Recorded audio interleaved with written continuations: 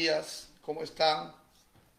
Bienvenidos a una nueva sesión de nuestro diplomado en Operatividad Aduanera y Negocios Internacionales.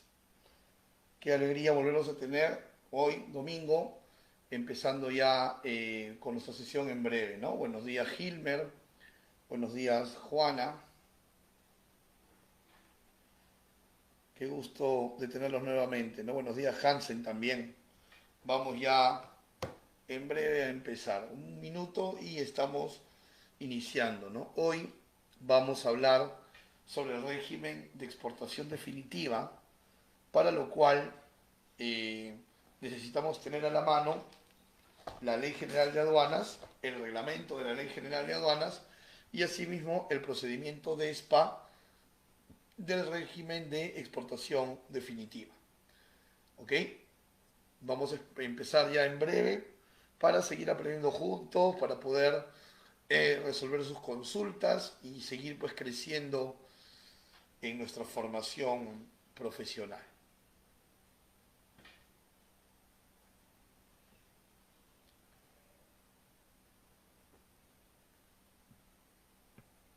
Esperemos que ya a la brevedad nuestros compañeros puedan también ya ingresar al grupo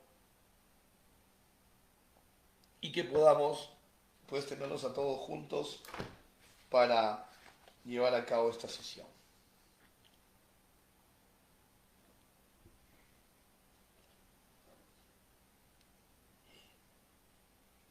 Hoy hablaremos sobre el régimen de exportación definitiva.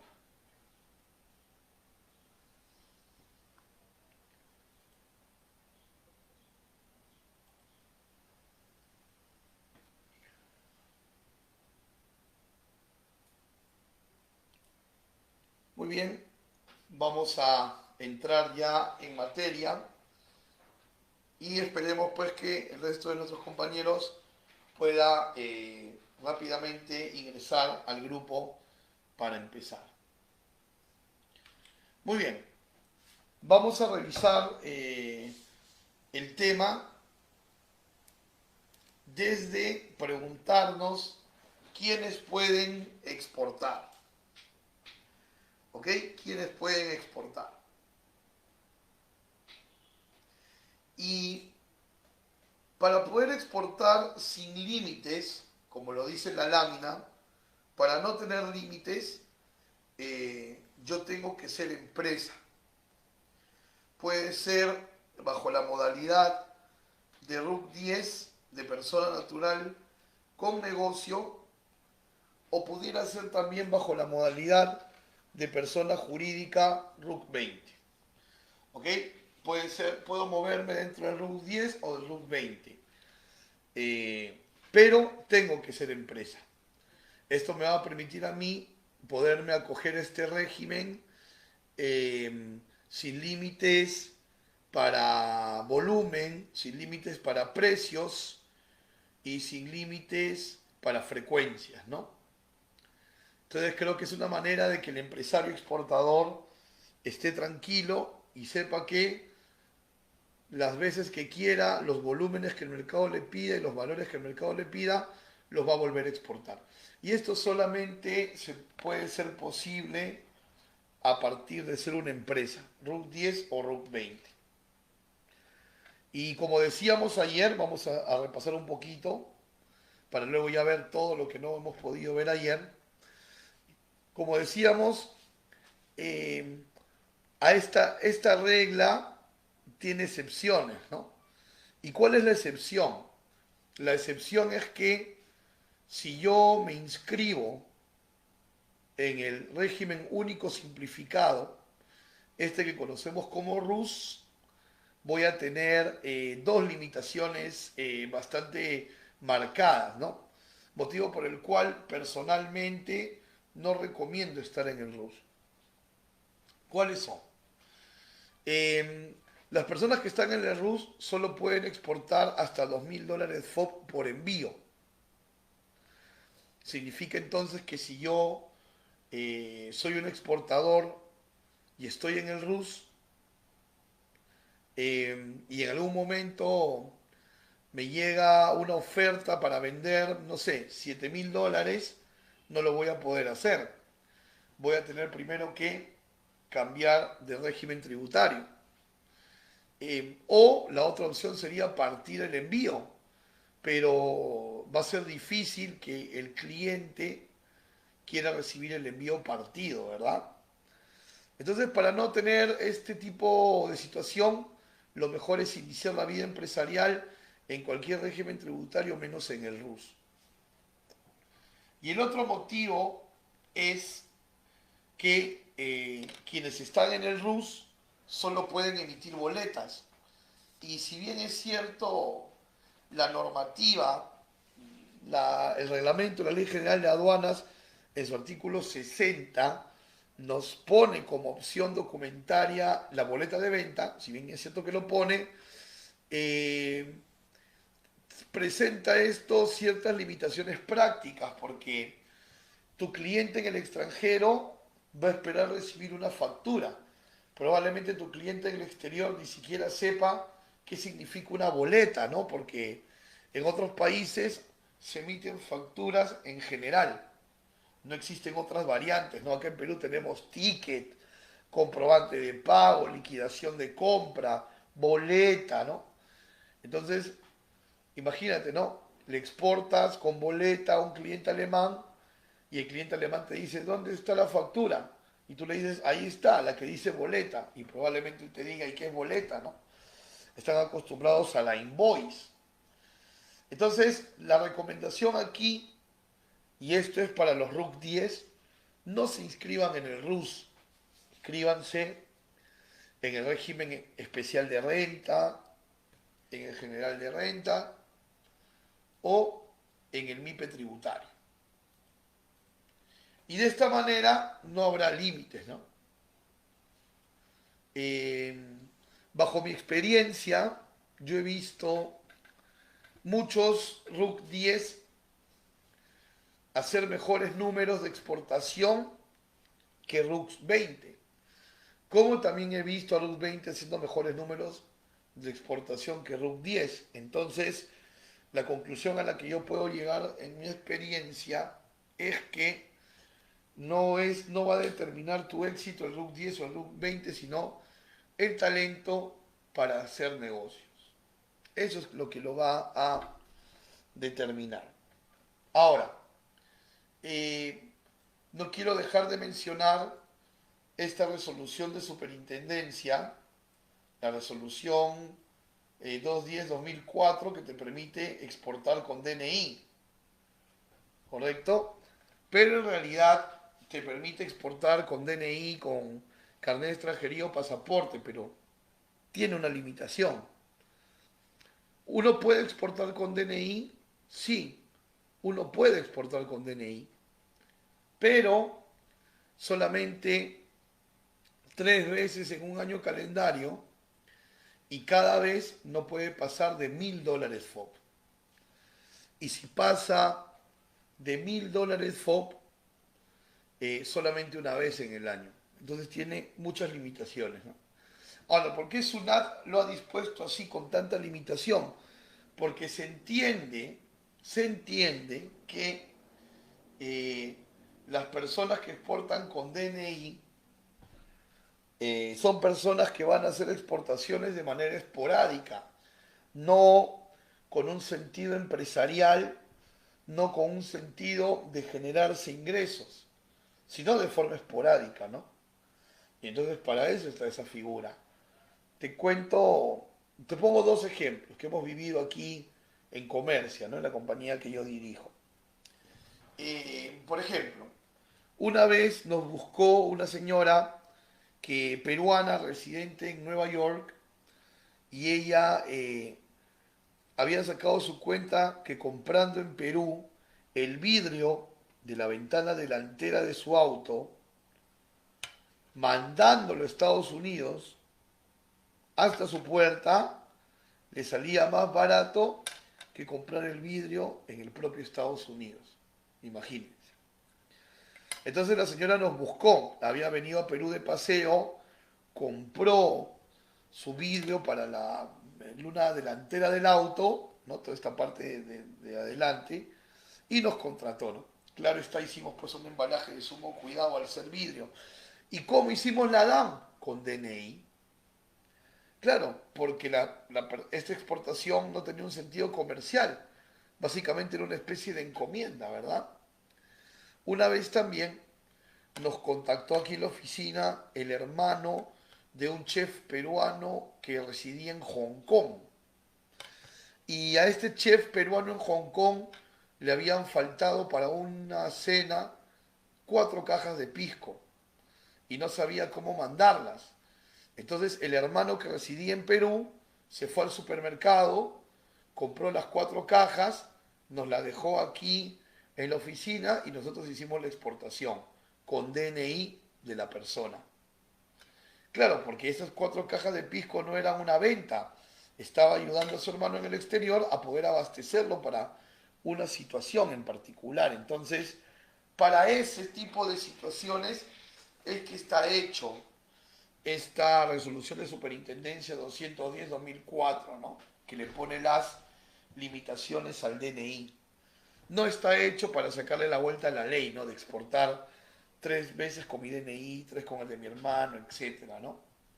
Si uno quiere exportar de manera sostenida y que sea tu ingreso, tiene que ser con RUC, ¿no? Bajo la manera que hemos estado explicando. Como ya sabemos, la exportación es un régimen aduanero, ¿verdad? La exportación es un régimen aduanero y se encuentra dentro del grupo de los regímenes de exportación, junto con la exportación temporal para reimportación en el mismo estado, ¿no? Que será un tema que ya prontito vamos a ver. Entonces la exportación definitiva tiene esta posición dentro de los regímenes aduaneros, ¿no? Está dentro del grupo de los regímenes de exportación. Luego tenemos 4 modalidades para poder exportar. ¿Ok? 4 modalidades para poder exportar. Podemos exportar haciendo un despacho simplificado de exportación. Es decir, podemos tener la opción como exportadores de prescindir, de no contratar un agente de aduanas y hacer el despacho por propia cuenta. Requisito, el valor FOB del envío no puede superar los $5.000, ¿no? Y estos despachos simplificados de exportación se hacen online.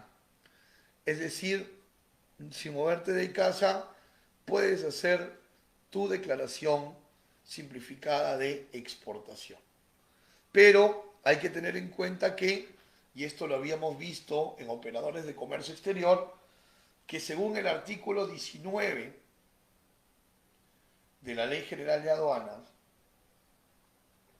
inciso A, el dueño toma la forma de despachador de aduana. Eso en términos prácticos significa que si hay un aforo físico, el propio exportador va a tener que apersonarse a hacer el aforo físico, porque no hay agente de aduana. Si hay notificaciones que contestar, es el propio exportador quien las tiene que contestar porque no hay agente de aduana. Entonces, hay que considerar eso también, ¿no? Porque finalmente, una exportación por un valor FOB $5.000 o menos también puede ser atendida por un agente de aduana, ¿no? Digamos que hasta este valor es una opción el poder contratar o no a un agente de aduana en el régimen de exportación definitiva.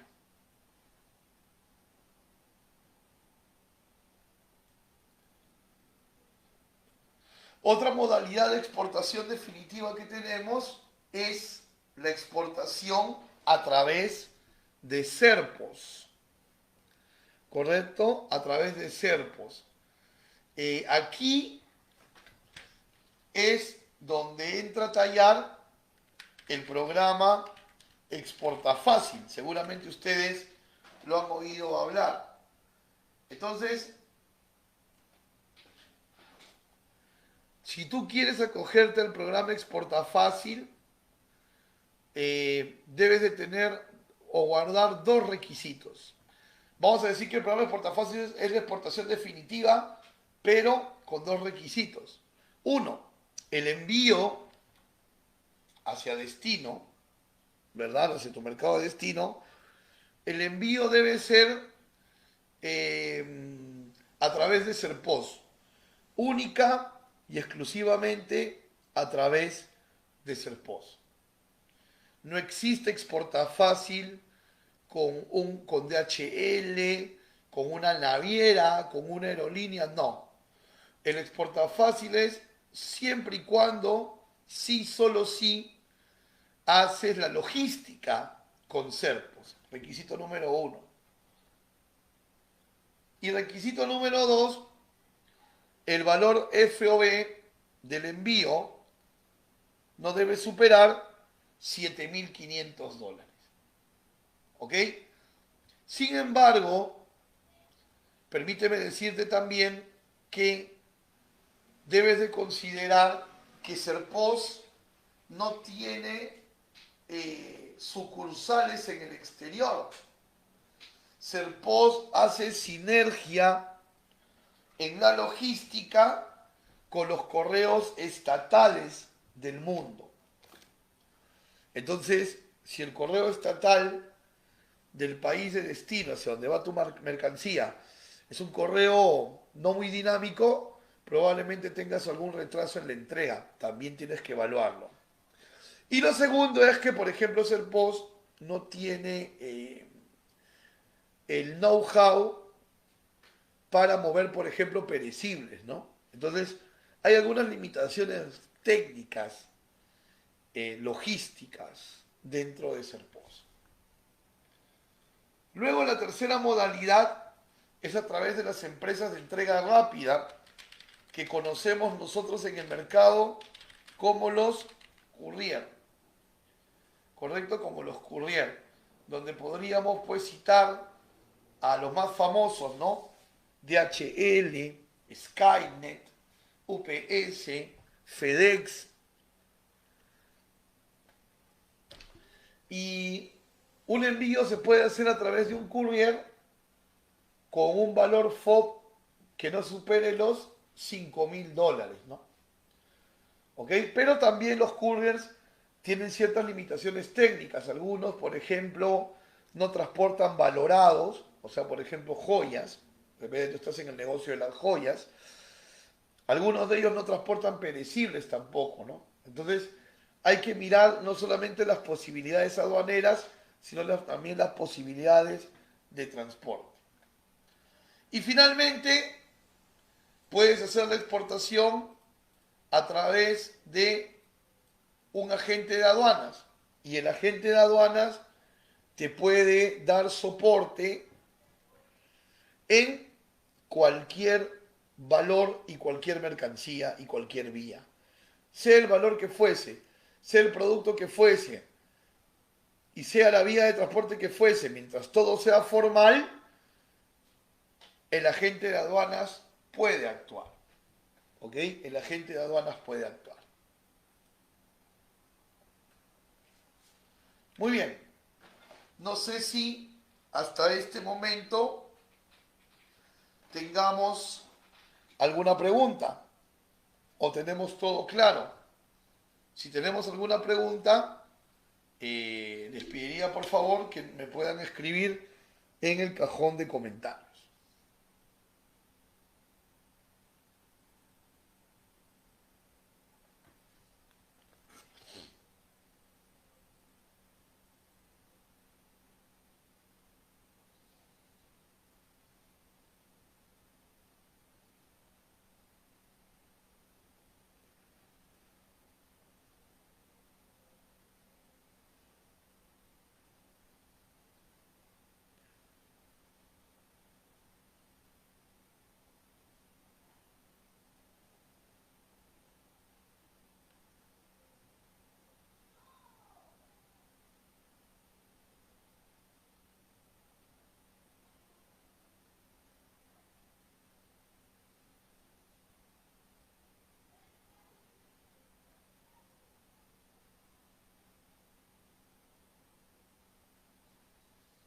Bien, vamos a continuar si es que no tenemos consultas. Igual saben, por favor, que cualquier consulta tienen ahí el cajón de comentarios, ¿no? Recuerden que este diplomado es de ustedes y para ustedes.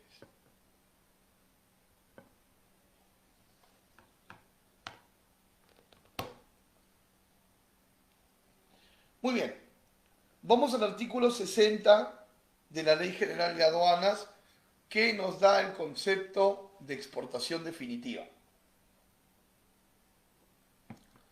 Y dice el concepto que la exportación definitiva es el régimen aduanero que permite la salida del territorio aduanero de mercancía nacional o nacionalizada para su uso o consumo definitivo en el exterior. Y nos dice también que la exportación definitiva no está afecta a ningún tributo. Muy bien. Entonces, régimen aduanero que permite la salida del territorio aduanero, ¿correcto? La salida del territorio aduanero. Entonces, gracias a este régimen, vamos a poder sacar las mercancías fuera de Perú. Ahora, ¿qué tipo de mercancía podemos sacar fuera de Perú? Podemos sacar mercancía nacional o nacionalizada. Lo dice clarísimo el artículo 60 de la Ley General de Aduanas. Podemos sacar fuera del territorio aduanero mercancía nacional o mercancía nacionalizada. Vamos a ampliar un poco más esta idea. A ver, ¿qué implicancias operativo-aduaneras va a tener el que la ley me diga a mí que se puede exportar mercancía nacional o nacionalizada? Vamos a hablar primero de la mercancía nacionalizada. Se entiende por mercancía nacionalizada aquella que cumplió, ¿verdad?, con todas las formalidades de importación y que se le concedió el levante. Esa es mercancía nacionalizada. Para mayor referencia, vámonos un ratito al artículo 49 de la Ley General de Aduanas. A ver, todos por favor. Y quiero que nos vayamos a el último párrafo del artículo 49 de la ley, que dice así: las mercancías extranjeras se considerarán nacionalizadas cuando haya sido concedido el levante. Voy de nuevo, ¿ah? Las mercancías extranjeras se considerarán nacionalizadas cuando haya sido concedido el levante. Entonces, si yo quiero exportar una mercancía nacionalizada, se entiende que esa mercancía previamente vino, se sometió al régimen de importación para el consumo, cumplió con todas las formalidades y se obtuvo el levante. Ok. Quiero exportar generadores de luz, de energía eléctrica, perdón. Quiero exportar generadores de energía eléctrica. Tengo 3 generadores que me sobraron y conseguí un comprador en Panamá que me quiere comprar estos generadores. ¿Ok? Perfecto. Se los exporto. ¿Qué es lo que pudiera pasar? Atención. Sale Canal Rojo y la aduana me notifica y me dice: necesitamos que nos acredite la adquisición formal de esos generadores. Entonces el exportador va a poder sustentarlo de la siguiente manera, ¿no? Si es la propia empresa exportadora la que hizo la importación de los generadores, pues presentará la ADAM de importación, donde se evidencie que se pagaron todos los derechos.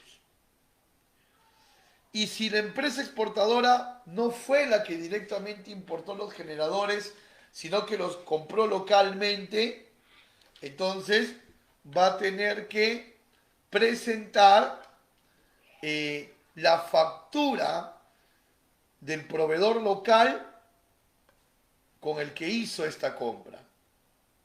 En líneas generales, demostrar que esos generadores se adquirieron en Perú de manera legal, importados o comprados. ¿Estamos? Entonces, esa es la profundidad de entender que se puede exportar mercancía nacionalizada. Que en una fiscalización, atención, una fiscalización durante el despacho o posterior, ojo, o posterior, tenemos que acreditar la adquisición formal de ese bien. Pero esta situación también se puede dar con la mercancía nacional, ¿verdad? Vamos a suponer que yo estoy exportando ropa para bebés y entonces me notifica la aduana y me dice, necesitamos conocer su flujograma de producción. Y entonces vamos a suponer que tú eres una empresa exportadora que no produce. Tú eres una empresa exportadora que terceriza. ¿Ok? Tú tercerizas. Entonces contestas la notificación y dices, no, no tengo flujograma porque tercerizo. Y la aduana te dice, ok, dile a la empresa que te hace la maquila que te brinde el flujograma de producción, ¿correcto? E identifica al productor, ¿ah? O sea, dime la razón social y el RUC del que te está produciendo. Y resulta que esa ropita para bebé la teje tu tía con sus 10 amigas. Y tú a tu tía le das la plata así al cash en un sobrecito. ¿Qué está pasando ahí?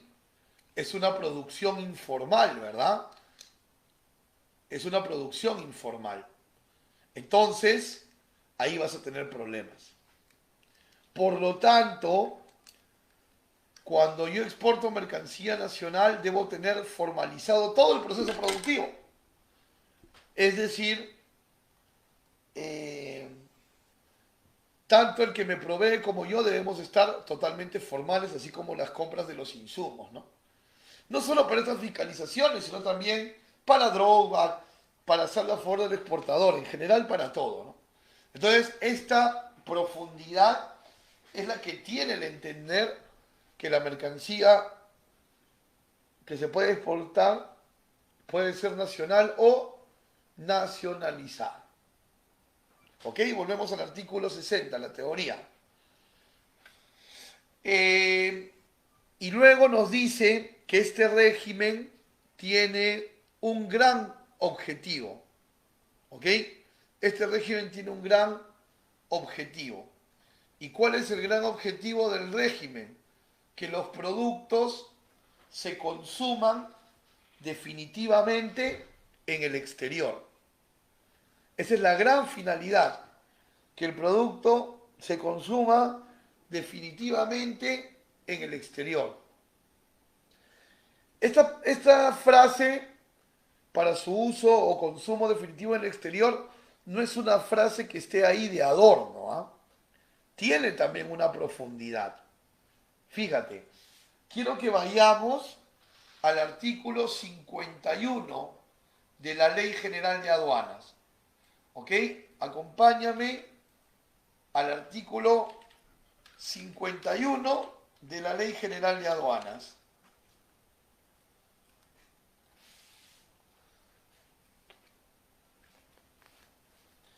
¿Ok? Dice reimportación en el mismo estado. Perfecto. A ver, pongámonos en contexto. El gran objetivo de este régimen es que los productos que salen de Perú se consuman afuera y que no regresen. Por eso se llama definitivo. Bien. Te piden 5.000 unidades de mermelada de cañigua. Y tú por error mandas 4.000 de cañigua y 1.000 de quinoa. Haces tu proceso de exportación, todo bien. Cuando la mercancía llega a destino y tu comprador hace su inventario, pues se da cuenta que cometiste un error y le mandaste 1.000 mermeladas de un sabor que no querían. Lo más probable, por default, es que la empresa compradora, la empresa extranjera que te ha comprado, te devuelva las 1.000 unidades, te las mande de vuelta a Perú. Y obviamente tú las vas a querer rescatar para poderlas colocar en el mercado local o que formen parte de otro pedido, no lo vamos a echar a perder. Entonces, para recibir esa devolución, tú te debes acoger a un régimen que se llama reimportación en el mismo estado, que es el régimen del que habla el artículo 51 de la ley. Pero quiero que vayamos a los dos últimos párrafos de ese artículo 51. Y esos dos últimos párrafos te dicen que cuando uno se acoge a la reimportación en el mismo estado, se pierden los beneficios que se hubieran otorgado a la exportación. Se pierden los beneficios que se hubiese podido otorgar a la exportación. Entonces, ¿qué quiere decir esto? Que cuando tú mandas un producto al exterior con carácter definitivo, pero te lo terminan devolviendo, tu exportador también tienes que devolver los beneficios de la exportación. ¿Por qué? Porque se rompió la idea de consumo definitivo en el exterior. Se rompió la idea. No se va a consumir en el exterior definitivamente. Te lo están devolviendo. Entonces tu exportador que te beneficiaste de drawback, devuelves proporcionalmente el drawback. Tu exportador que te beneficiaste de saldo a favor, devuelves en proporción. ¿Ok? Entonces, miren la dimensión que esto tiene, ¿no? Cuando este espíritu de definitivo se rompe, ¿y cuándo se rompe? Cuando te devuelven, tú tienes que devolver los beneficios. Interesante, ¿verdad? Finalmente se termina diciendo este artículo que la exportación definitiva no está afecta a ningún tributo. Es decir, la exportación definitiva no va a pagar IGB, ¿no? La factura que vas a utilizar va a tener IGB cero. Haciendo un poco de historia, esto sucede desde el año 1994. Antes de ese año sí pagábamos tributos por exportar. Pero ya desde hace, ¿cuánto? 24, 27 años no exportamos IGB. Lo cual es bueno, ¿no? Sobre todo si queremos mirar cómo están nuestros vecinos, ¿no? Argentina cobra aranceles por exportar, Ecuador cobra aranceles por exportar. Si queremos hablar de otras latitudes, China cobra aranceles por exportar, ¿no?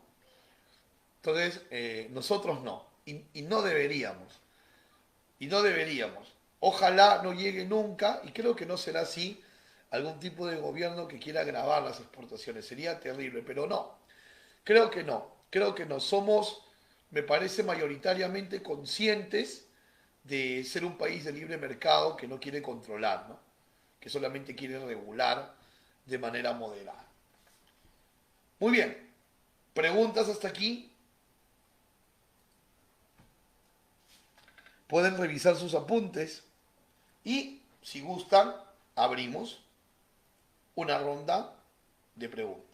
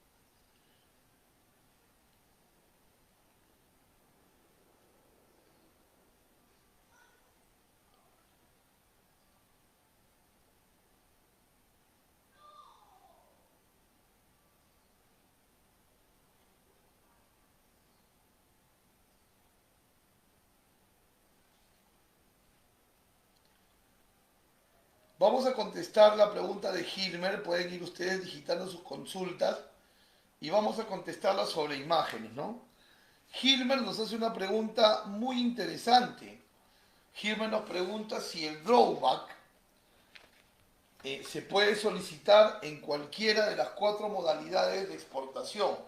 Qué interesante pregunta que nos has hecho, Hilmer. Voy a contestarla sobre imágenes. A ver, para empezar, quiero comentarles lo siguiente. Sabemos que el drawback es el 3% del valor FOB, ¿verdad? Con ciertas variantes en la normativa, pero digamos que en líneas generales es el 3% del valor FOB. Perfecto. Idea número 1. Idea número 2. La normativa del drawback nos dice que no van a proceder las solicitudes por restituciones menores a $500. No proceden las solicitudes menores a $500. Pero la normativa también nos dice que podemos acumular. Entonces, por ejemplo, hago una simplificada de $4.000. ¿Ok? Hago una simplificada de $4.000. ¿Puedo solicitar drawback? Sí. El 3% va a ser 120. Puedes solicitar drawback, pero vas a tener que juntarla con otra declaración o con otras declaraciones hasta que sumes al menos $500, ¿no? Por ejemplo, digamos, con 5 declaraciones de 4.000 puedes pedir, ¿no? Porque sería el 3% de 20.600, ¿correcto? Lo mismo con el exporta fácil. Tienes que acumular hasta que el cálculo del 3% sea 500 o más. Lo mismo en el courier y lo mismo con el agente de aduana. O sea, en las 4 modalidades podemos pedir drawback, pero el cálculo debe botarme $500 o más. Si una sola declaración me arroja menos de 500, tengo que acumular con otras. Pero ojo que tenemos 6 meses para pedir drawback. Entonces, si yo voy a juntar 2 DAMs y entre las dos hay más de 6 meses de distancia, ya no voy a poder. Cuidado con eso. ¿Ok? Espero, Hilmer, haberte contestado, ¿no? Gracias por la pregunta. ¿Qué más preguntas tenemos?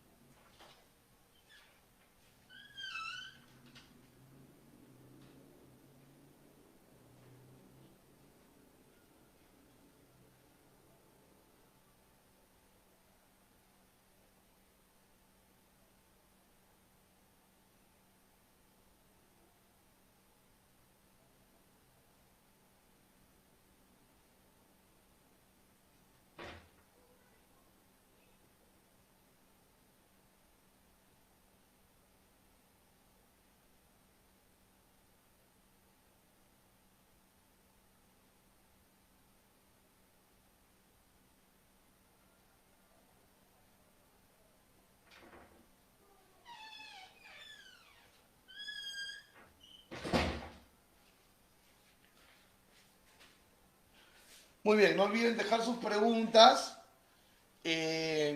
Vamos a continuar. Como todo régimen, el régimen de exportación definitiva tiene plazos, como cualquier régimen, ¿no? El régimen de exportación definitiva tiene plazos.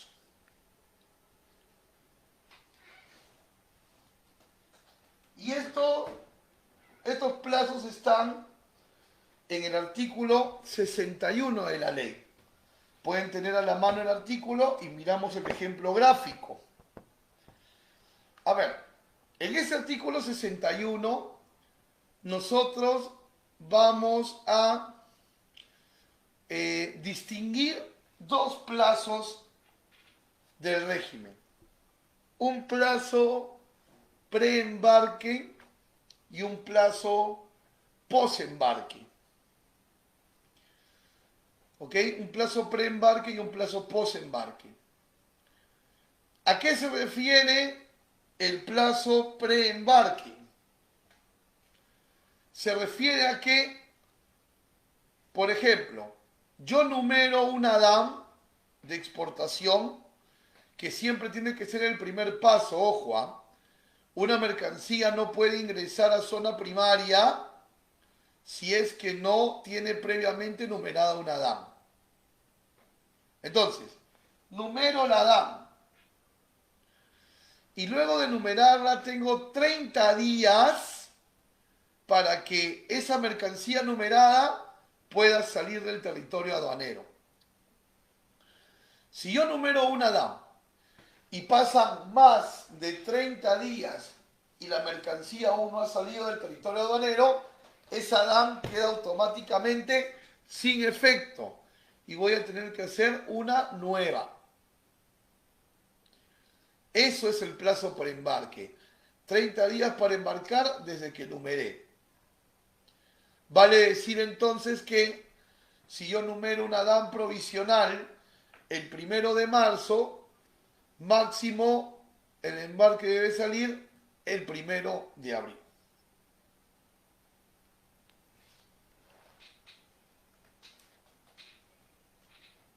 ¿Y a qué se refiere el plazo post-embarque? ¿A qué se refiere el plazo post-embarque? El plazo post-embarque también son de 30 días, pero después que ya se fue la mercancía. Recuerda que en el plazo pre-embarque yo numero con datos provisionales, es decir, puedo poner 5 pallets y de repente al final terminaron siendo 4, terminaron siendo 7. Yo numero con 500 kilos y terminan siendo 800. Numero con un determinado número de factura o un determinado Incoterm y de repente puede cambiar. Entonces, tengo 30 días después del embarque para regularizar los datos que fueron provisionales. ¿Ok? Para regularizar los datos que fueron provisionales. Si no regularizo dentro de 30 días, estoy cayendo en infracción y tengo que pagar una multa. ¿Ok? Y tengo que pagar una multa. Ojo con eso. 0.1 de una UIT. Así que 30 días luego del embarque, luego que la carga se fue, es un tiempo bastante holgado. Además de eso, los artículos 83 y 84 del reglamento nos dicen que la DAM debe estar regularizada para poder acogerme a los beneficios de la exportación. Entonces, quiero cobrar drawback, la DAM debe estar regularizada. Quiero cobrar saldo a favor del exportador, la DAM debe estar regularizada. ¿Ok? Ojo con ello. Yanina, ¿cómo estás, Yani? Buenos días. Recién acaba de entrar tu pregunta. Así que vamos a darle respuesta, Yani. A ver, tú nos comentas, ¿no? El drawback en el 2019 bajó al 3%, pero se está evaluando volver al 4%. ¿Se realizó este cambio o se mantiene en el 3%? A ver, Yani, actualmente la tasa de drawback es 3%. Históricamente siempre fue 5%, o la mayoría del tiempo, ¿no? Fue 5%. En algún momento, en el primer semestre del 2009, fue 9%. En el segundo semestre del 2009 fue 6%. Esto porque en el 2009, Yanni, no sé si estabas muy niñita de repente en esa época, en el 2009 tuvimos crisis internacional, hubo recesión de la economía a nivel mundial. Entonces, dentro de las medidas del gobierno del turno de esa época, que fue Alan, se dispuso dentro de muchos paquetes de medidas subir la tasa del drawback, ¿no? Para inyectarle economía a las empresas exportadoras. Luego, en el 2010, volvió a 5. El siguiente gobierno, que fue el de Ollanta Humala, lo bajó a 4 y así sucesivamente y ahora está en 3, ¿no? Eh, Opinión personal, creo que se va a quedar en 3. Creo que se va a quedar en 3. Además, tenemos también que entender algo, ¿no? Un requisito para acogerse al drawback es que el bien importado, que luego va a formar parte del producto de exportación, el bien importado pague el 100% de su arancel. Y nos estamos dando cuenta que la tendencia es el arancel cero. Entonces, en un universo donde el arancel cero sigue avanzando, ya no podría haber drawback, ¿no? Pero igual hay un beneficio porque el exportador que importa insumos los importa a un mejor precio porque no paga aranceles. Pero bueno, esto ya es un análisis que podríamos hacer un poco más adelante en otro tema, ¿no? Pero para no salirme, Yanni, y mil disculpas si me salí del tema, a todos, les pido disculpas, la tasa es 3% actualmente.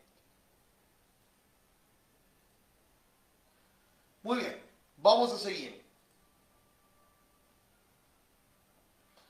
Artículo 81 del reglamento de la ley. ¿Ok? Artículo 81 del reglamento de la Ley General de Aduanas. El artículo 81 del reglamento nos va a venir a contar qué Incoterm se declara en la DAM y qué tipo de moneda se declara en la DAM.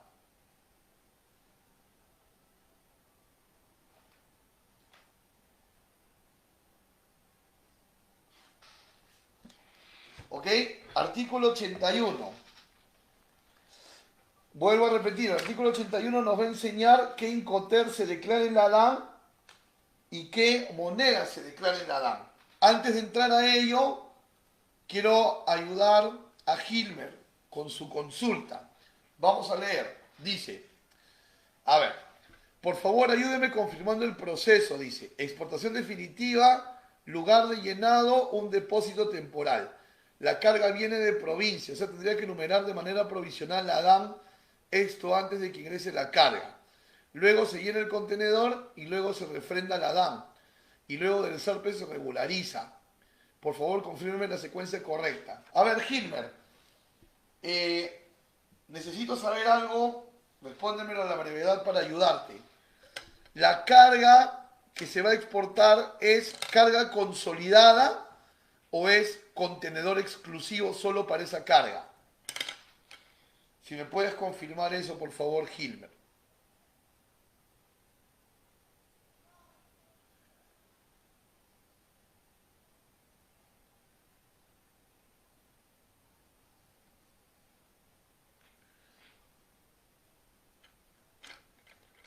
Te comento por qué, porque si es contenedor exclusivo, también tienes que hacer una coordinación con el agente marítimo y con tu agente de aduana para posicionar el contenedor para llenado. ¿Ah? Ok, full container.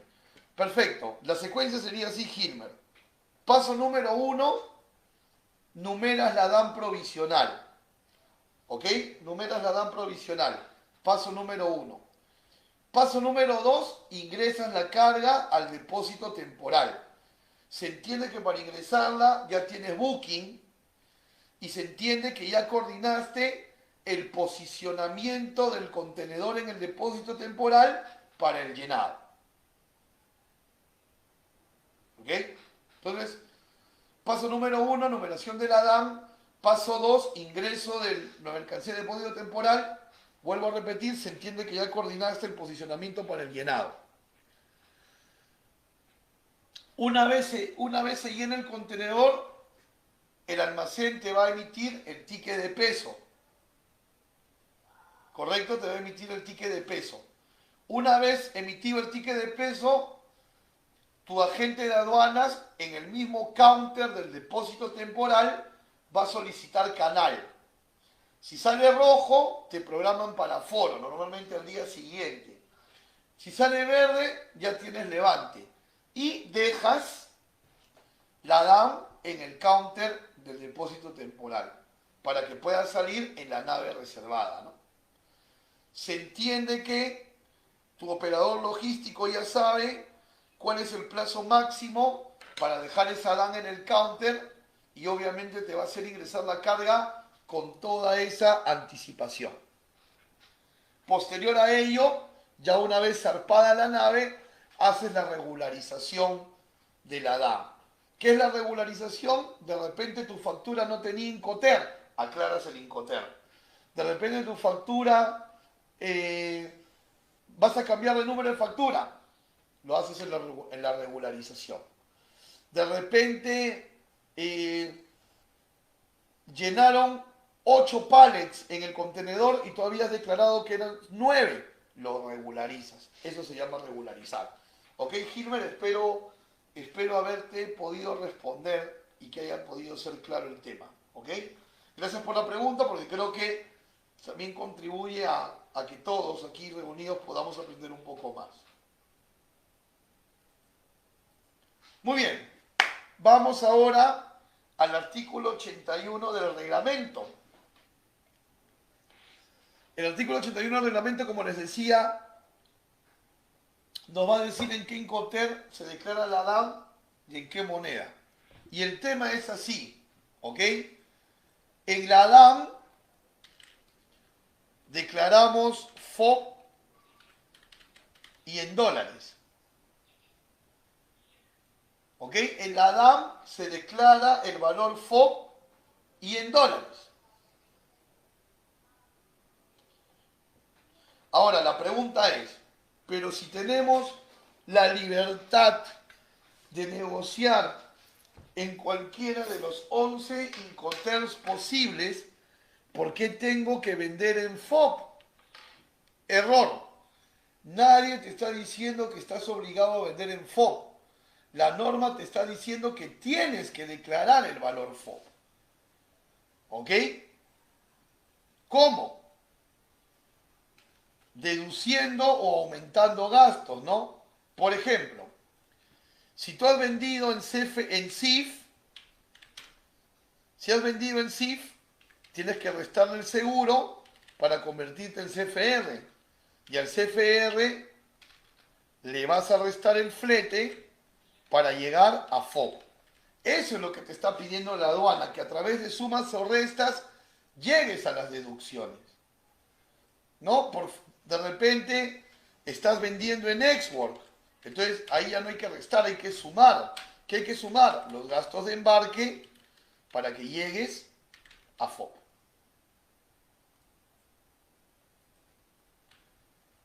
Eso es lo que te está diciendo la normativa. No te está obligando a vender en FOB. Te obliga, sí, a declarar en FOB a través de sumas o restas. ¿Ok? Ahora, ¿estoy obligado a facturar en dólares? No. Tú puedes facturar en cualquier moneda menos soles. Pero lo que sí te está diciendo la normativa es, tú puedes facturar en euros, puedes facturar en yenes, etc. Pero al momento de declarar en la DAM, declaras en dólares. Y utilizas el tipo de cambio vigente a la fecha de la numeración de la declaración. Ese es el tipo de cambio que vas a tomar. ¿Ok? Entonces, hay libertad de moneda. ¿Correcto? Ahora, lo que sí no puedes hacer, atención, es mezclar. A ver, me explico. En una sola factura no puedes poner un ítem con euros, uno con dólares. No. Todas las facturas tienen que ser, como dice la canción de los iracundos, con la misma moneda. Y si vas a exportar con más de una factura, todas las facturas que vas a utilizar para una misma exportación deben de ser con la misma moneda. ¿Han escuchado esa canción seguro, no? Muy bien. Entonces no mezclamos monedas. Una factura, una sola moneda. Más de una factura, todas las facturas, una sola moneda también. Y siempre declaramos el swap sumando, deduciendo, ¿no? Haciendo operaciones aritméticas para lograr ese objetivo. Reforcemos con un ejemplo, ¿no? Imagínate que tú numeras una DAM con el valor de 13.500 euros, ¿no? Numeras una DAM con el valor de 13.500 euros y el flete es 1.000 euros y el seguro es 500 euros, ¿ok? Tú le has vendido al cliente en CIF. Tú le has vendido al cliente en CIF, pero sabemos que por normativa tenemos que declarar en FOB. Entonces, ¿qué haces? ¿Recuerdas la formulita que estuvimos viendo anteriormente? Haces tu deducción. Y llegas a 12.000 euros. Luego, esos 12.000 euros lo multiplicas por el tipo de cambio. Recuerda que ese tipo de cambio, este de acá 1.12 digamos, tiene que ser el vigente en la fecha de numeración. ¿Ok? El vigente en la fecha de numeración.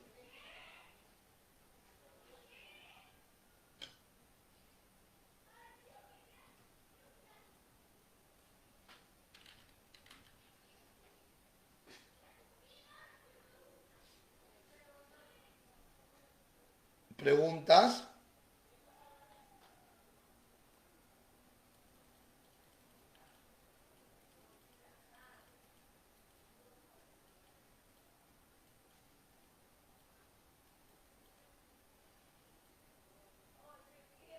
¿Se entendió el ejemplo? Tal vez algo que tengamos que volver a repetir. Tomémonos un minuto para ver si tenemos alguna pregunta.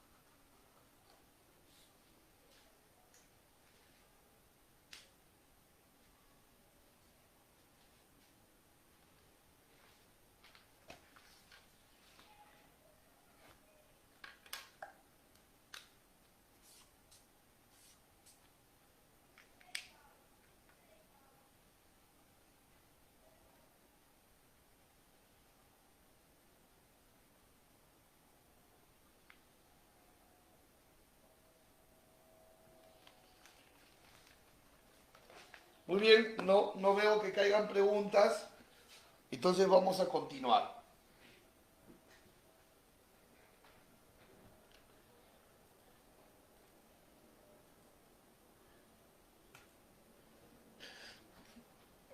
Según la normativa,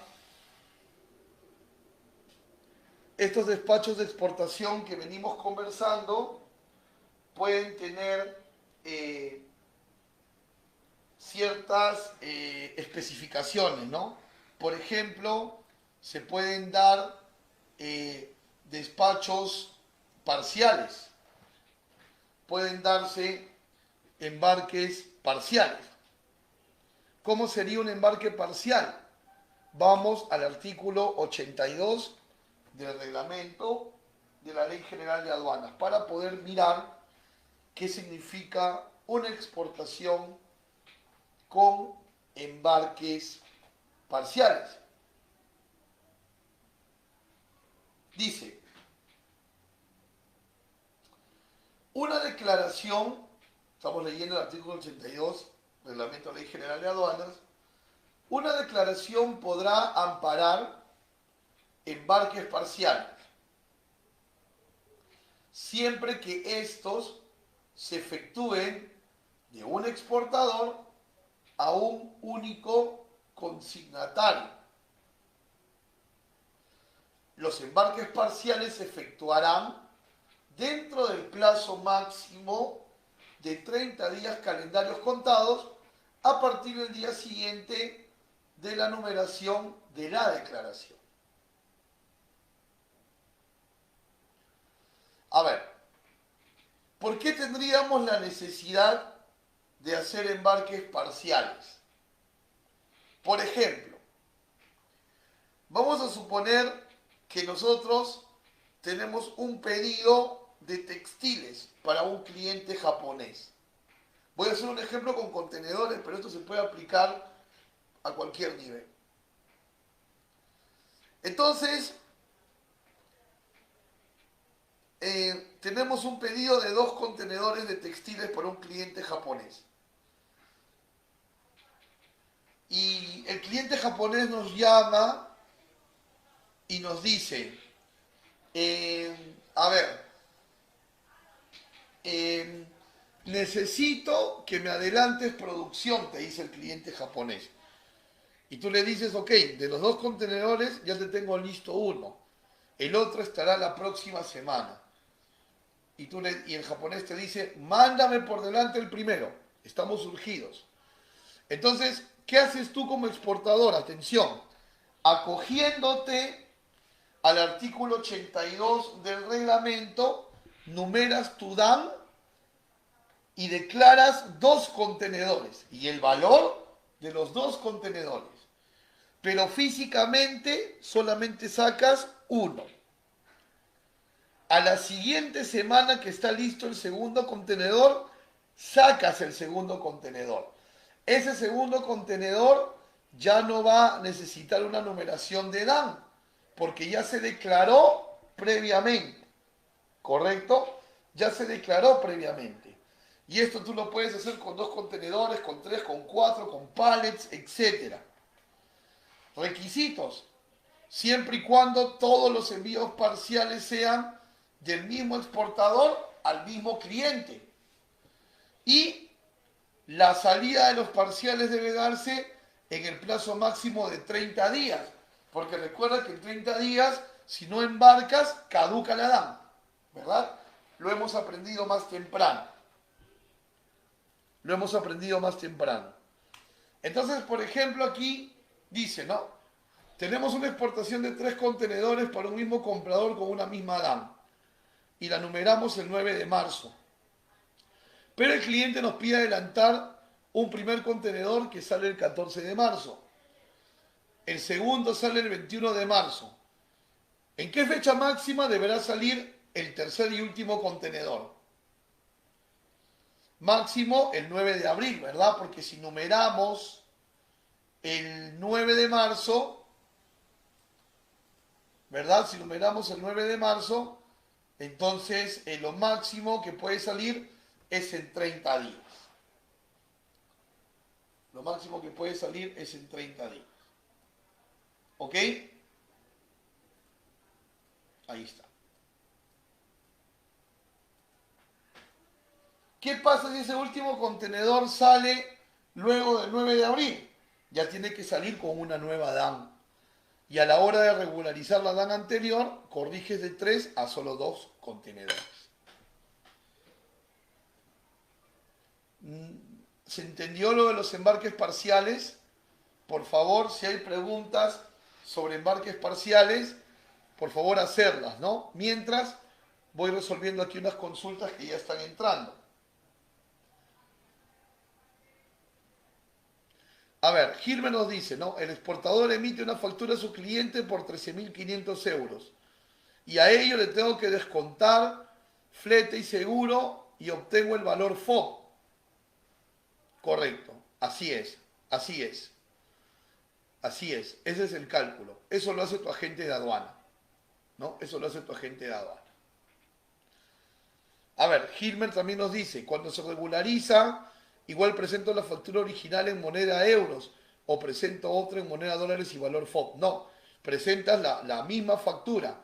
Como te vuelvo a repetir, tienes libertad de vender en el Incoterm que fuese y en la moneda que fuese. Así que no hay que cambiar nada. La factura queda tal cual.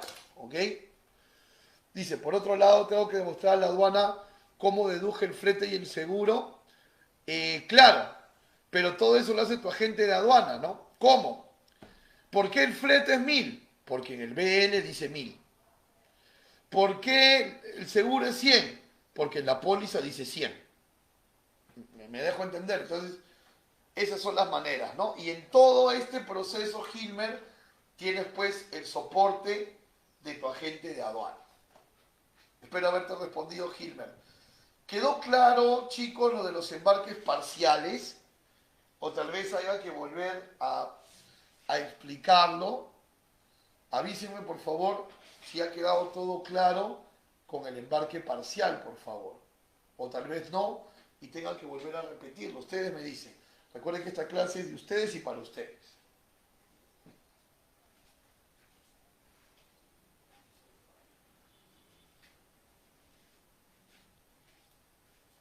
Vuelvan a revisar el artículo 82, revisen las notas que han tomado de embarque parcial y si hubiesen preguntas, encantadísimo.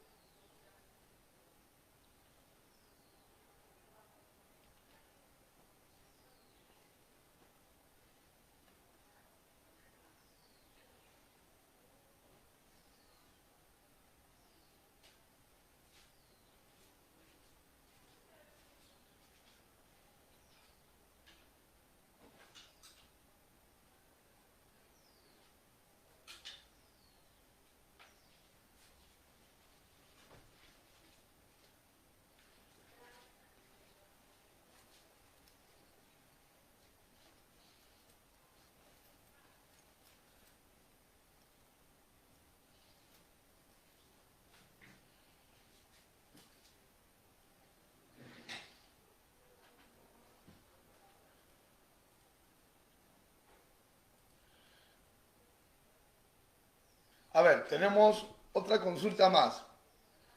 Cada embarque tendría su factura, su BL y su DAN. Entiendo, abrir una única DAM, zarpado los 3 contenedores en 30 días y cómo sería con las facturas. A ver, Gilmer, vamos a partir de que se declara una sola DAM, ¿correcto? Y como tú dices, una sola DAM, una sola factura y un solo BL, ¿ah? Ojo con eso. Una sola DAM, una sola factura, todo es uno solo, solo que va saliendo en parciales, pero es uno solo. Una sola factura, una sola DAM, un solo documento de transporte. Todo es uno solo. ¿Ok? Gracias por la pregunta porque nos permite hacer esa aclaración que de repente por ahí genera dudas. Muy bien.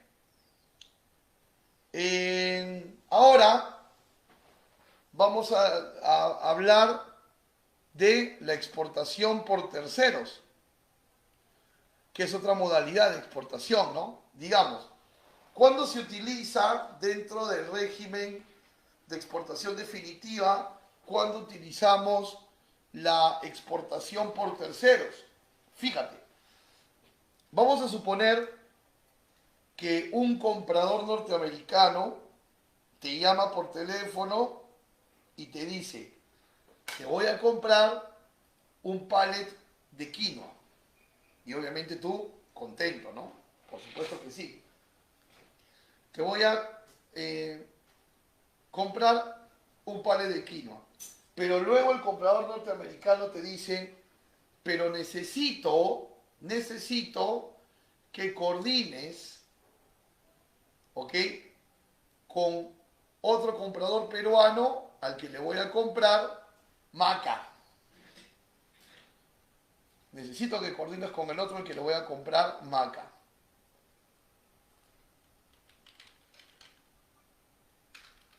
¿Qué necesito que coordines? Que todos me manden el producto en un mismo contenedor. Y también coordinen, por favor, con el que me está vendiendo cacao. Y coordinen también, por favor, con el que me está vendiendo castaña.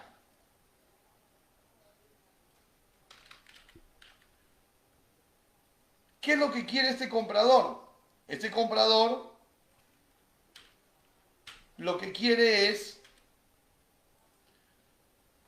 hacer 4 compras en Perú, pero que todo llegue en un solo container a su país. Porque él quiere hacer 4 compras en Perú, sí, pero en su país quiere hacer un solo proceso de nacionalización, porque le va a salir más barato. Entonces por eso le pide a cada uno de los exportadores que coordinen uno con el otro. Esta modalidad se llama exportación por terceros, ¿ok? Exportación por terceros.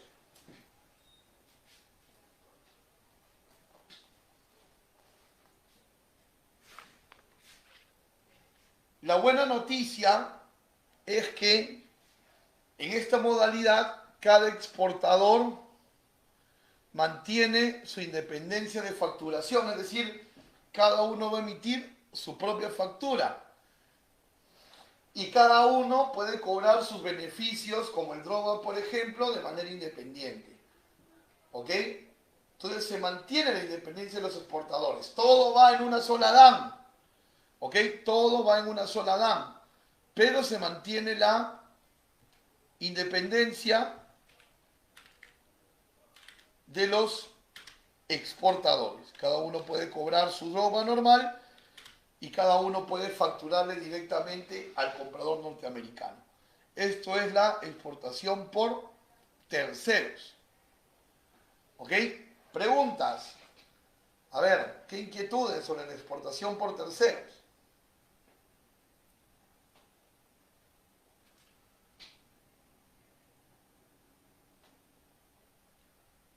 A ver, muy interesante pregunta, Gilmer.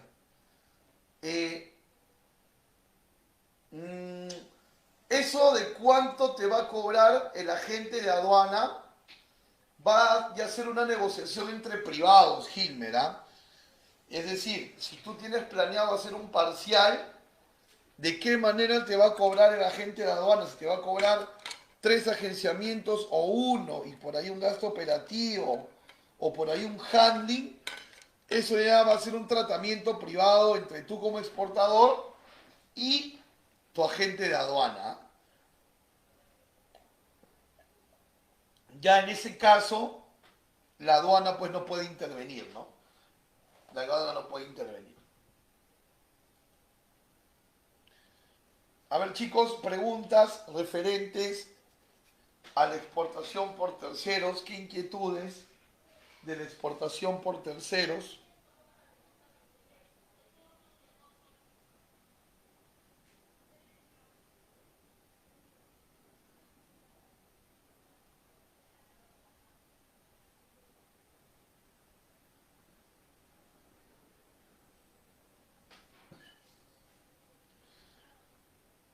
Yo los leo aquí, ¿ah? Para poderlos ayudar.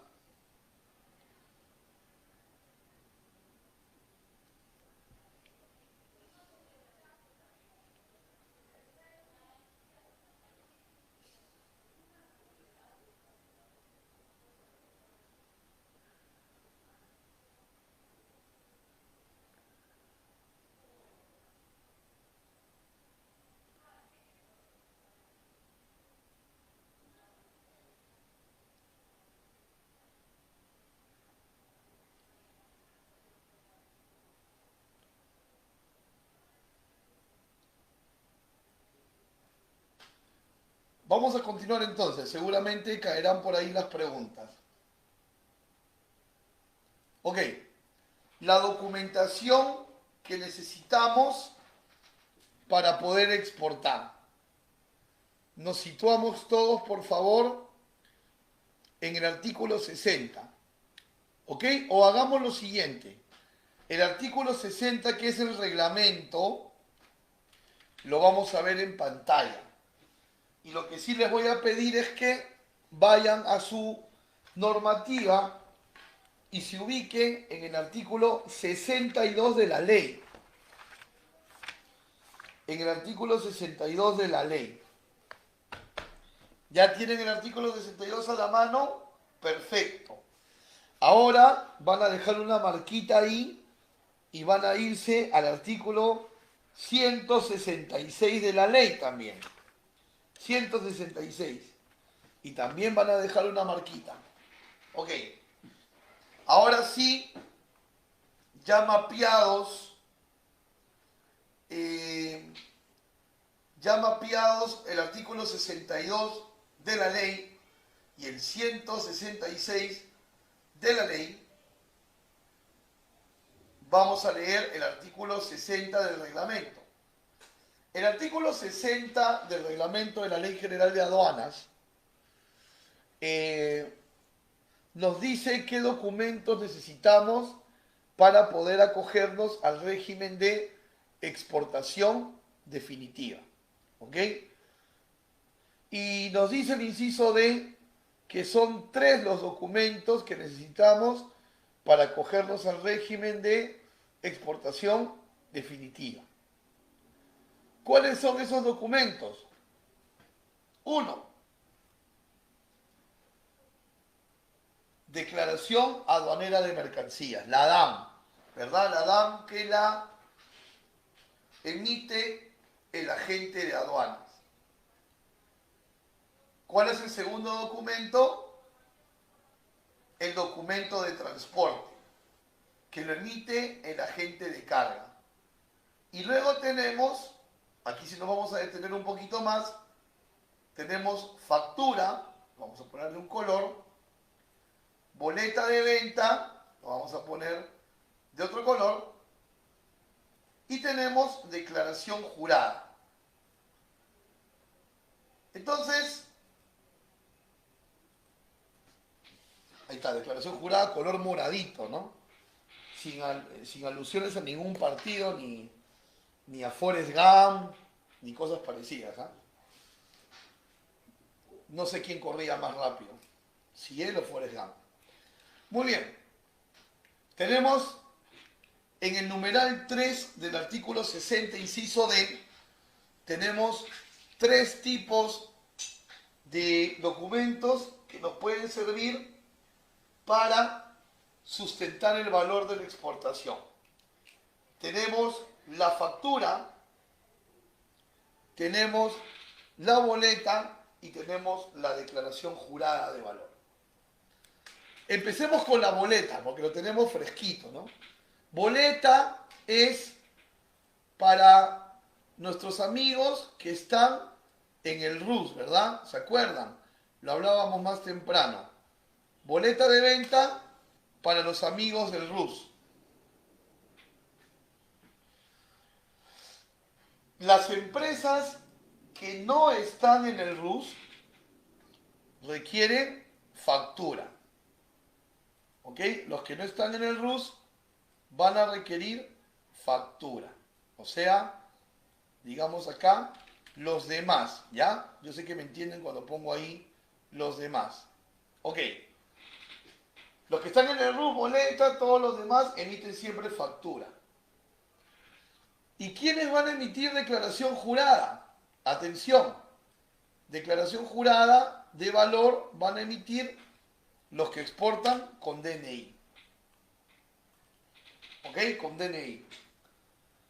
No procede, atención, vamos a aclararlo, no procede la exportación de una empresa con declaración jurada, así sea una muestra.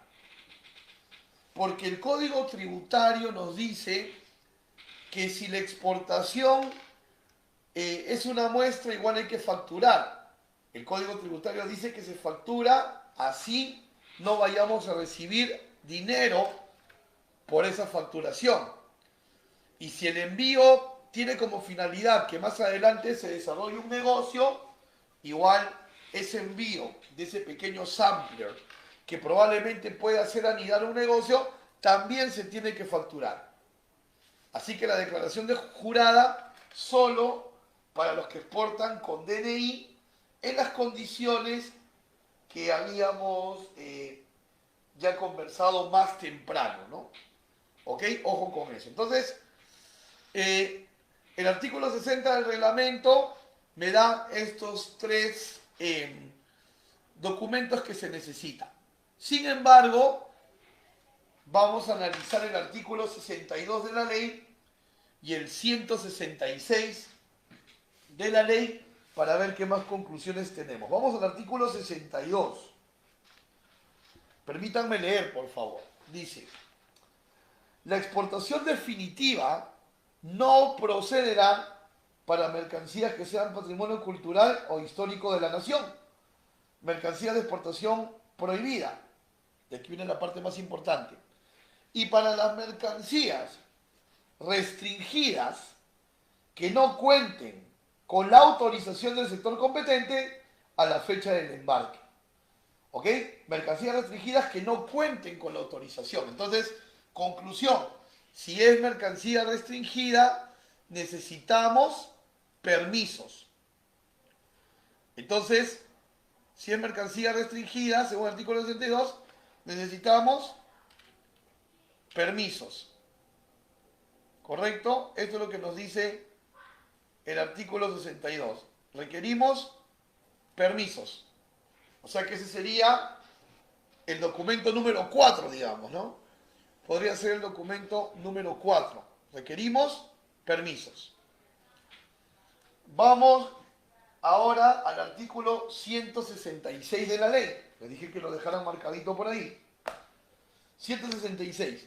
Vamos al inciso B. ¿Ok? Al inciso B. La autoridad aduanera puede exigir al declarante que presente otros documentos que permitan concluir con el despacho. Otros documentos. Entonces, vamos a decir que el artículo 166 nos dice que pueden haber otros documentos. ¿Correcto? Pueden haber otros documentos. Entonces, conclusión. ¿El artículo 60 del reglamento nos da toda la documentación? No. Porque si el producto es restringido, necesita permisos. ¿Verdad? En la fiscalización me pueden pedir otros documentos. Packing list, flujograma de producción, ¿se acuerdan? Documentos para la adquisición formal de la mercancía nacionalizada, etcétera. Miren qué bonito cómo se van engranando los conocimientos, ¿no? Entonces, el artículo 60 no te da todos los documentos, definitivamente no. Hay otros, por ejemplo, certificado de origen para preferencia nacional en el exterior, ¿no? Que la aduana no te lo va a decir porque el certificado de origen en una exportación no es un documento aduanero, no genera nada en origen, el efecto lo genera en destino. ¿Qué te quiero decir en este momento? ¿Y a qué reflexión te quiero llevar? Que tú tienes que manejar no solo la normativa aduanera, sino también la normativa del ministerio que restringe tu producto a exportar. Y tener siempre toda la documentación, no solo aduanera, que pueda apoyar una eventual fiscalización de la aduana. ¿Ok? Muy bien, vamos con consultas.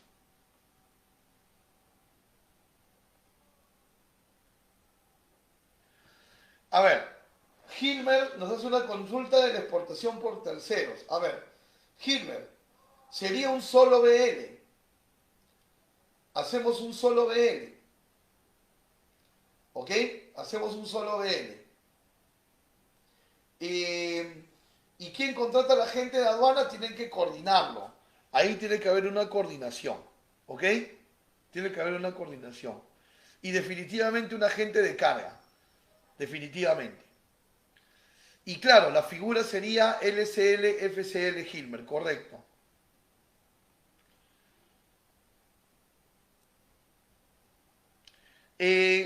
A ver, Hilmer, las exportaciones no generan tributos, recuerda, el artículo 60 de la ley, ¿no? Entonces, ¿qué sucede? Tú puedes emitir la factura de la muestra con valor $1, no hay ningún problema, ningún problema. La cosa es emitir la factura. Y para empresas con RUC, Hilmer, no hay ningún límite de envío de muestras al año, no hay ningún límite, no hay ningún límite.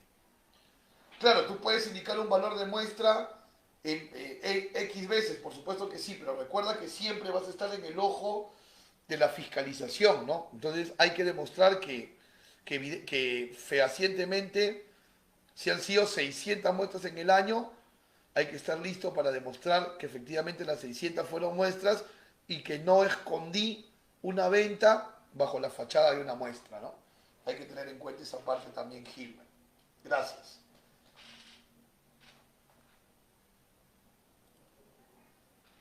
¿Qué más preguntas tenemos, chicos?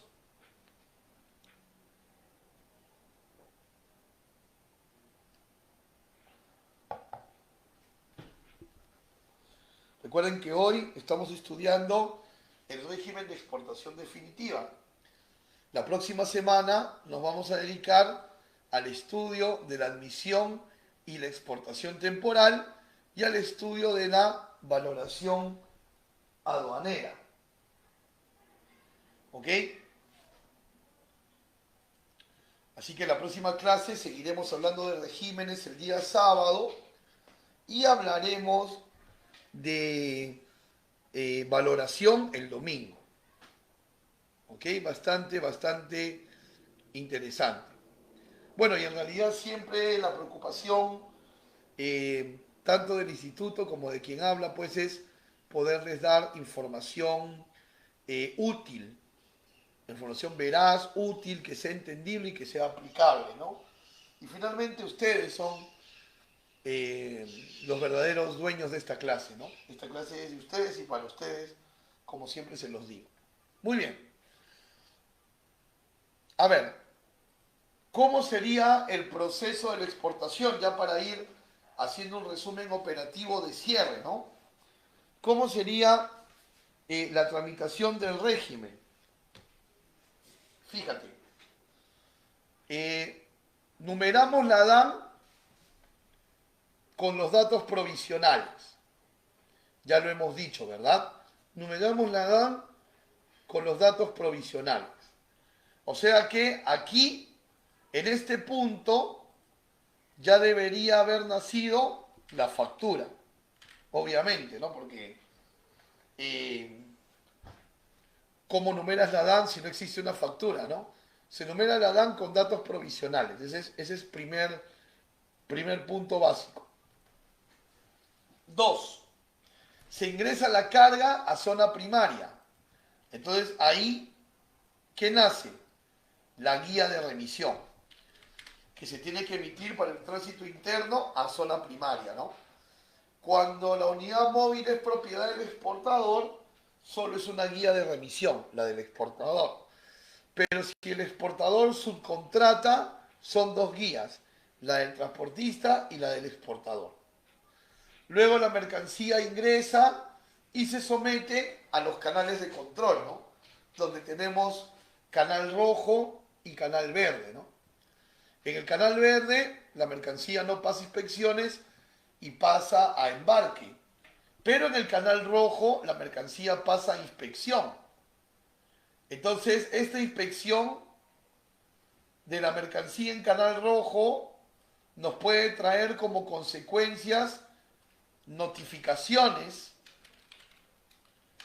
nos puede traer como consecuencias boletines químicos, nos puede traer como consecuencia inmovilizaciones.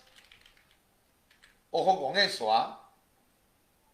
Estos pueden ser, digamos, los resultados más clásicos de un aforo.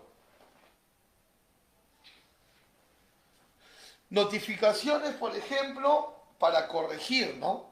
Algún error en la declaración, algún error pues que no sea grave, ¿no?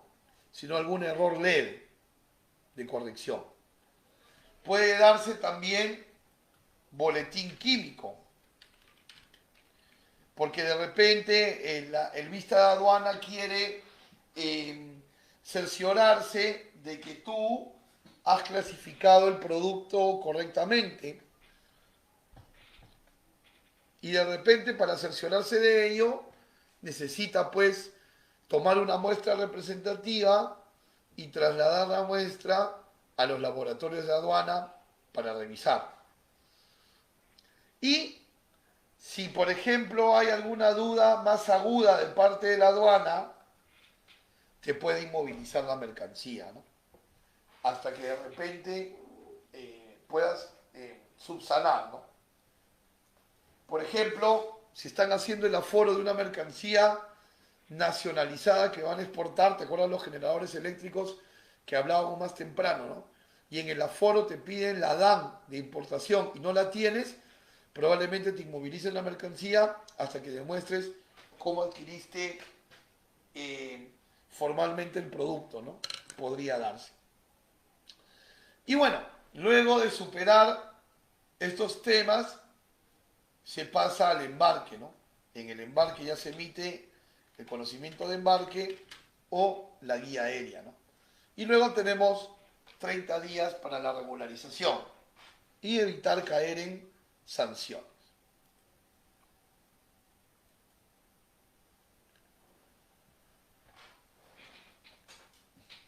Recordar que una sola DAN debe corresponder a un solo exportador, excepto la exportación por terceros, debe ser a un solo consignatario, es decir, a un solo cliente, debe ser a un solo país de destino, debe tener un solo Incoterm, ¿no? Por ejemplo, si son más de una factura para una misma exportación, todas deben estar en FOB, o todas en CFR, o todas en CIF, o todas en DDP, etcétera, ¿no? Un solo lugar donde la mercancía es puesta a disposición de la autoridad aduanera. O sea, si voy a sacar parciales y el primer parcial entra a Talma, el segundo también, el tercero también, ¿no? Toda la mercancía en un solo recinto y toda la mercancía sale por una sola aduana de salida. ¿Ok? Esto está en el 7 romano.1, numeral 2 del procedimiento DESPA PG02, versión 7. Ok, momento de ronda de preguntas. A ver, ¿qué preguntas tenemos sobre la exportación definitiva? Creo que hemos profundizado y hemos hablado bastante sobre este régimen, ¿no? Y probablemente por ahí en nuestros apuntes nos queden algunas dudas. ¿Qué preguntas tenemos?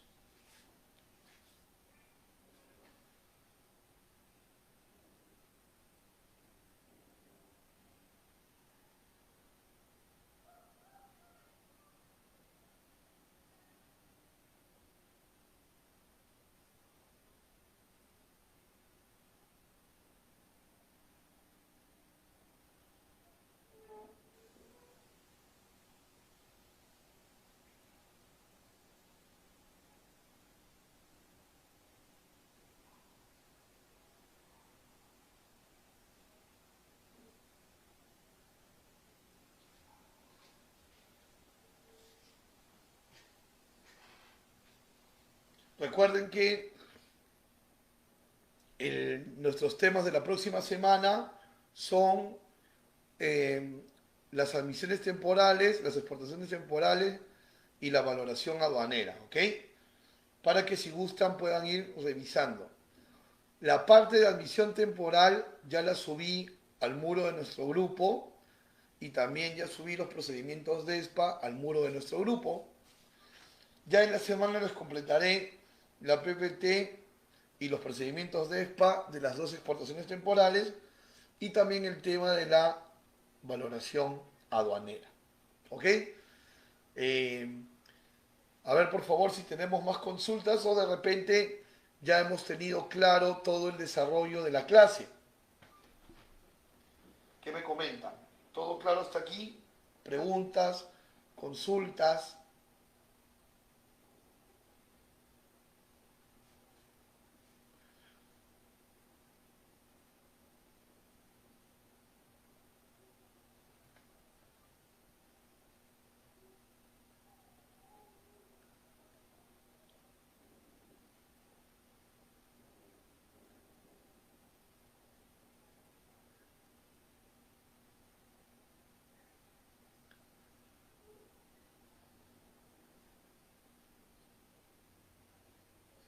Bien, chicos, entonces si no tenemos más consultas, vamos a dar por finalizada la sesión del día de hoy. Les agradezco mucho su participación. Muchísimas gracias a todos. Pero vámonos con una pregunta más que cayó aquí. A ver, Gilmer dice, luego de haber cumplido con todo el proceso de exportación hasta la atracción de la carga en puerto y la línea naviera informa que hará una misión de recalada o cut and run, ¿qué pasa con los contenedores estando en puerto? ¿Qué trámite se tiene que hacer? Entiendo se mantiene la DAN hasta 30 días, pero ¿qué trámites haría el depósito temporal, puerto y agente de aduanas? Ok, a ver, ponemos un poquito más en claro tu consulta, Gilmer. Ok, tú ingresaste tu carga, ingresaste tu contenedor, te salió canal verde, vamos a suponer la carga, y ya el contenedor llenado, dan diligenciada, pasan el contenedor de depósito temporal al terminal portuario, vamos a suponer a DP World. Y en ese interín, la nave que tenías reservada cancela el recalado en Callao. O sea que tu mercancía no va a subir a la nave reservada. Va a esperar una nave 7 días. Entonces el contenedor va a estar 7 días en DP World. Lo primero que tendrías que averiguar con tu agente de aduanas es si esos 7 días te van a costar o no. Ese es número uno. Y número dos, claro, si son solo 7 días, no hay problema con la DAM, ¿no? Todavía tienes tiempo, todavía tienes tiempo. Básicamente lo que va a pasar es que cuando regularices la DAM, el agente de aduanas va a tener que cambiar el booking. El depósito temporal ya en ese sentido no tiene más nada que ver. ¿Ok? Eso es lo que va a pasar, Hilmer. Espero haber sido claro con eso, ¿no? Muy bien, no sé si tenemos alguna pregunta adicional y si no la tenemos, vamos haciendo el cierre de la clase de hoy. Como siempre, agradeciéndoles a ustedes su apoyo, agradeciéndoles a ustedes siempre su participación, agradeciéndoles sus preguntas y que siempre estén con nosotros, ¿no?